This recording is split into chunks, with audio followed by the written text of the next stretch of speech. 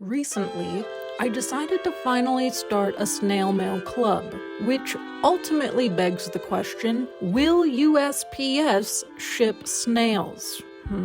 I'll have to ponder that a little more.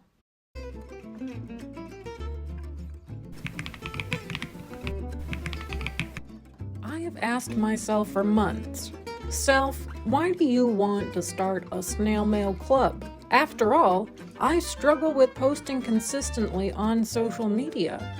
Not just because I lack discipline, but because I want the algorithm to wonder where I went, just to see if it missed me. But there's something about a snail mail club that appealed to me. Maybe it's because I like to pretend I'm a character in a Jane Austen novel who writes to people by candlelight. Regardless, it has plagued me for months, researching what other artists have done. I have meditated on this. I have even asked my publicist Dorothy for some sage advice, but if I had sage, she would probably just eat it. And so I began my journey with a very important question. What kind of envelope best represents me as a person? At first, I had these plain white envelopes because I thought, simple, classic, professional. But I realized they looked less cozy handwritten correspondence and more like final notice before we turn off your electricity. I know that a lot of artists use the brown paper envelopes, and by George, so will I. These envelopes say, yes, I have a ceramic mug collection, and the brown would look great with a sprig of locally sourced lavender, which is exactly the energy I'm trying to bring to this club. Who knew envelopes had personalities? The white ones said, please sign in return. The brown paper ones said, I forage recreationally. Were they slightly more expensive? Yes, but I told myself I am investing in the brand. I must admit the thought of moving forward always scares me. I think the bravest thing I've done lately is leave the house and try to draw hands. Once I committed to the idea, I realized I had another problem. What exactly do people put in snail mail? Because apparently it is not, in fact, live snails. So I started brainstorming ideas like an old Victorian woman with access to a craft store. Opening, closing, all in one day. Blue sky, then violent rain. Feeling the dirt shift, sensing the change. The dog has been shaken outside of a crate. Opening, closing, statements or phrase. Radio channels, curses or praise. News and instruction, it's for the pain. Bad conditions breaking everything. In this strange weather, a time to be alive. In capital letters, with no end in sight.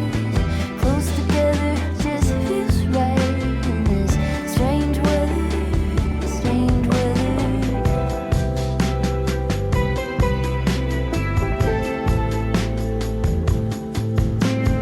Opening, closing, both of these eyes. There's always a prophet, always a lie. A faraway poem, a fragment of light.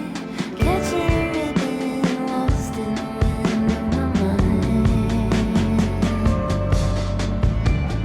On the threshold, leaning in.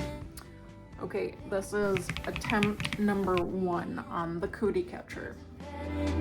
There's a friend, there's the pressure, heavy again. In this strange weather, a time to be alive. In capital letters, with no end in sight. Close together, just feels right. In this strange weather, strange